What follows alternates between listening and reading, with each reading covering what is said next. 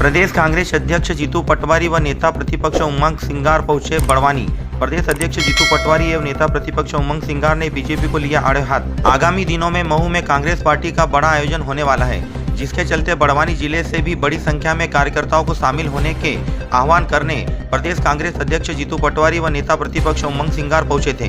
कार्यकर्ताओं को संबोधित करते हुए नेता द्वय ने भाजपा सरकार को आड़े हाथों लिया। वहीं मीडिया से चर्चा करते हुए कैलाश विजयवर्गीय द्वारा मोहन भागवत को लेकर दिए बयान पर कहा था कि राहुल गांधी को ऊपर मुंह करके थूकने की आदत है, जिस पर नेता प्रतिपक्ष उमंग सिंगार ने कहा कि कैलाश जी को मुख्यमंत्री नहीं बनाए जाने का मलाल है, इसलिए चर्चा में बने रहने के लिए ऐसी बयानबाजी करते हैं। वहीं कैलाश विजयवर्गीय ने कांग्रेस में गुटबाजी को लेकर जीन्स की खराबी बताया, जिस पर जीतू पटवारी ने भाजपा नेता के अंदरूनी कलह को उजागर करते हुए कैलाश विजयवर्गीय ने भाजपा की गुटबाजी स्वीकार कर ली है। जीतू ने मंच से सीएम मोहन यादव की 5,000 करोड़ का हर बार कर्ज लेने को लेकर तारीफ की। वहीं सौरभ शर्मा मामले में मोहन यादव की खिंचाई भी की।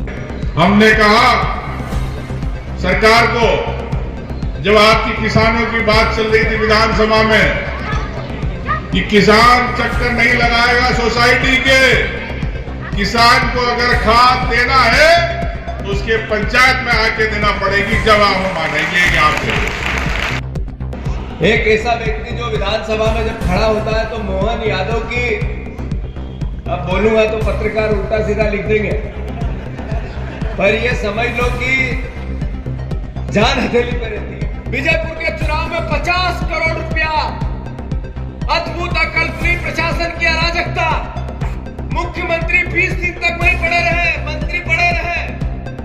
मुख्यमंत्री ने कहा चाहे जो करना पड़े पर चुनाव जीता हुआ चाहिए। तब भी वहां के बीजेपुर की जनता ने एक मंत्री को, सरकार के मंत्री को हराकर कांग्रेस में भरोसा किया। मैसेज दिया बुधनी की और विजयपुर की और अमरवाड़ा की जनता ने कि बीजेपी की सरकार तो बनी, पर उन्होंने 3,000 बहनों का कहा, लाडली बहना को देने का, आज तक नहीं दिए। उन्होंने 3100 के धान की बात की थी, 2700 के गेहूं की बात की थी, 6,000 सोयाबीन की बात की थी, 450 के गैस सिलेंडर की बात की थी। मुंह सिल गए बीजेपी के लोगों के। 20 साल के मुख्यमंत्री शिवराज सिंह चौहान 1,46,000 वोट से चुनाव जीते। जब कांग्रेस का कार्यकर्ता खड़ा हुआ, एक साथ हुआ, एकजुट हुआ और कांग्रेस का कार्यकर्ता बीजेपी को चुनौती देने लगा, थोड़ा सा बच गया और धक्का लग जाता तो बीजेपी की और शिवराज की लंका जल जाए। मोहन यादव एक नंबर, इस मामले में तो उनकी तारीफ करूंगा, तारीफ है काबिल मुख्यमंत्री। जब से मुख्यमंत्री बना 5,000 करोड़ से नीचे का तो लोन लेता ही नहीं, ऋण लेता ही नहीं है, उससे ऊपर ही चाहिए हूं। कर्जा चाहिए तो 5,000 करोड़ से ऊपर का, नीचे आ जाए तो इज्जत खराब समझता है ऐसा मुख्यमंत्री। और करते क्या है उसका? करप्शन करते हैं, कमीशन लेते हैं, सौरभ शर्मा जैसे चोर पालते हैं, डाकू पालते हैं। अरे सौरभ शर्मा जिनके घर पे लोकायुक्त की रेड डली, इसलिए कि वह एक लाल डायरी थी, लाल डायरी, कहीं वो हाथ नहीं लग जाए किसी के, उसमें नाम थे लोगों के, किसको कितना पैसा जाता है, वो डायरी पर अगर सामने पब्लिक में आ जाए तो मोहन यादव को इस्तीफा देना पड़े अपने पद से। ये हालात। जेल में अपराधी जाता है इसलिए कि सजा मिले, जेल में अपराधी जाता है कि सुधरे, जेल के कर्मचारियों को बाहर से कोई वास्ता नहीं होता है। वहां भी करप्शन, भ्रष्टाचार अद्भुत। पूछा क्या करते हो भ्रष्टाचार करके, तो नीचे से ऊपर तक जेल मंत्री को हिसाब देना पड़ता है और कमीशन देना पड़ता है, इसलिए वह नशा बिकता है। ऐसी एक जेल नहीं है मध्य प्रदेश की जिसमें नशा नहीं बिकता हो, ऐसी एक जेल नहीं है जहां पर ठेकों से लेके खाने तक में कमीशन नहीं लिया जाता। साथियों, फिर आईटी की रेड डली जिसमें 150 करोड़ रुपए मिले, सोना मिला 55 किलो। ये बहना बटिए नहीं, कितो है 55 किलो सोनू। सारी लाडली बहनाओं को कान के कुंडल हो जाए सोने के, इतना तो जंगल में पड़ा मिला। उसमें 10 करोड़ नगद मिले। फिर ईडी ने रेड डाली, फिर 100 करोड़ की संपत्ति मिली। मतलब लगभग 300 करोड़ रुपए का जखीरा मिला। सौरभ शर्मा रेड डलने के 2 दिन पहले कहां गायब हो गया पता ही नहीं चला। आज तक पता नहीं, वकील कह रहा उनका कि सौरभ शर्मा को सुरक्षा दो, जान का खतरा है।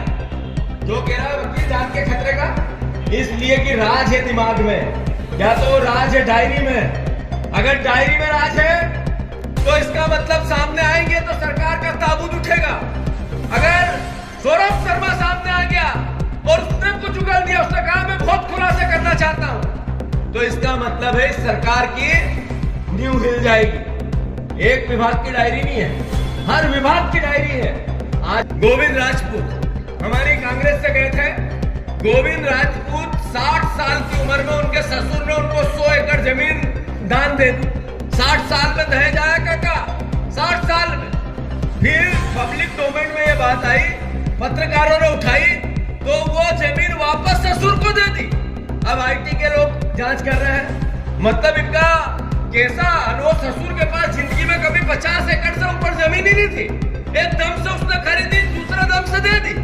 वाह, यह है नया भारत नरेंद्र मोदी का। साथियों, जब बुधनी के चुनाव में बीजेपी को सबक सिखाया तो हमें भी एक मैसेज दिया, कांग्रेस के कार्यकर्ताओं को भी एक मैसेज दिया कि आप विपक्ष में हो, जनता की लड़ाई लड़ो, सड़क पे रहो। उन्होंने हमें भी एक मैसेज दिया कि जो वादे बीजेपी ने पूरे नहीं किए, उनकी आवाज सदन में उमंग सिंगार और सारे विधायक भाई राजेश पेटलो सही उठाए, और सड़क पे आपका जिला अध्यक्ष, सारे ब्लॉक अध्यक्ष, यूथ कांग्रेस एजेंसी और कांग्रेस का कार्यकर्ता उठा। राहुल गांधी जिन्होंने इस देश को अब की बार 400 पार, क्यों? क्योंकि संविधान बदलना है। राहुल गांधी ने संविधान की किताब हाथ में ली और पूरे देश में घूम गए। उस संविधान की किताब ने 400 से 240 पे नरेंद्र मोदी को ला दिया। लाया कि नहीं लाया? ये संविधान की ताकत है, ये संविधान की दृढ़ इच्छा शक्ति है। अरे ये संविधान है जो एक आदिवासी परिवार का बेटा आज प्रदेश की सबसे बड़ी पंचायत का विपक्ष का नेता बना बैठा है। ये संविधान की ताकत है। लगातार स्वतंत्रता संग्राम सेनानियों का अपमान होता है, संविधान के पर सवाल उठता है, आरक्षण पर सवाल उठता है। इनके नेताओं ने कहा कि अब की बार 400 पार, इसलिए कि संविधान बदलना है। इनके नेताओं ने कहा आरक्षण की समीक्षा होनी चाहिए। ये संविधान क्या है? संविधान इस देश के अस्तित्व का मूल आस्था का विषय है। तो संविधान पे सवाल करना यानी देश के अस्तित्व पर सवाल करना। कांग्रेस पार्टी ने, राहुल गांधी जी ने संविधान की रक्षा की शपथ ली है। इस पूरे अभियान को 27 तारीख से महू से चालू करेंगे और 2025 में घर घर तक लेके जाएंगे, जिसमें संविधान की बात होगी, आरक्षण की बात होगी, विचार की बात होगी, प्यार की बात होगी, प्रेम की बात होगी, अधिकार की बात होगी। जो बीजेपी ने देश में अधिकार वादे किए थे चुनाव में, रोजगार से लेके किसानों के, महिलाओं के, युवाओं के, ऐसे ही मध्य प्रदेश ने भी दोनों ने केवल कर्ज दिया। दोनों सरकारों ने सिर्फ मध्य प्रदेश को और देश को कर्जदार भी बनाया, बेरोजगार भी बनाया। तो मैं मानता हूँ 27 तारीख को महू से इस आगाज को लेकर पूरी कांग्रेस पार्टी पूरे देश में, पूरे मध्य प्रदेश में निकलेगी। हम निमंत्रण देने आए थे बड़वानी के परिवार के साथियों को, साथ ही साथ बड़वानी में ऐतिहासिक इस नर्मदा के तट पर जो परिवार लोग रहते हैं वो बहुत पवित्र आत्मा होती है। उन्होंने एक बीज के रूप में हमें अपना विधायक दिया, हमें 3 विधायक दी। ये कांग्रेस पार्टी संघर्ष के दौर में वो बीज फिर से वृक्ष बनेंगे, फल आएंगे और मध्य प्रदेश की विधानसभा पे कांग्रेस का पंजा लहराएंगे। इस भाव के साथ बड़वानी के परिवार के लोगों को। पटवारी जी एक सवाल, कैलाश जी ने कहा है गुटबाजी को लेकर कि कांग्रेस का जिनसा ही खराब है। गुटबाजी को लेकर कैलाश विजयवर्गीय का ताजा बयान है। अच्छा, बीजेपी के लिए उन्होंने कहा गुटबाजी? हाँ बिल्कुल। कांग्रेस में गुटबाजी है और जिनसा ही खराब है बताया। उन्होंने ये कहा कि गोविंद राजपूत भूपेंद्र सिंह को गालियां देता है, भूपेंद्र सिंह गोविंद राजपूत को देता है। इंदौर में उनके पार्षद सुमित्रा महाजन के पोते के घर फोड़ते हैं, उनके पार्षद ने एक दूसरे पार्षद को मारा। उन्होंने कहा कि लगातार भारतीय जनता पार्टी जो गुटबाजी कर रही है, ये देश में राजनीतिक चरित्र खराब कर रही है। तो मैं कैलाश विजयवर्गीय ने सच स्वीकार किया, इसके लिए धन्यवाद। कैलाश जी का बयान है कि वो राहुल जी ऊपर मुंह करके अपने ऊपर ही थूकते हैं, ऐसे बयान देकर। लेकिन मैं कैलाश जी के किस प्रकार के बयान हमेशा चर्चा में रहते हैं, वो चर्चा में रहना चाहते चूँकि मुख्यमंत्री नहीं बन पाए, कैसे भी चर्चा में रहे, इसलिए इस प्रकार की बयानबाजी करते रहे।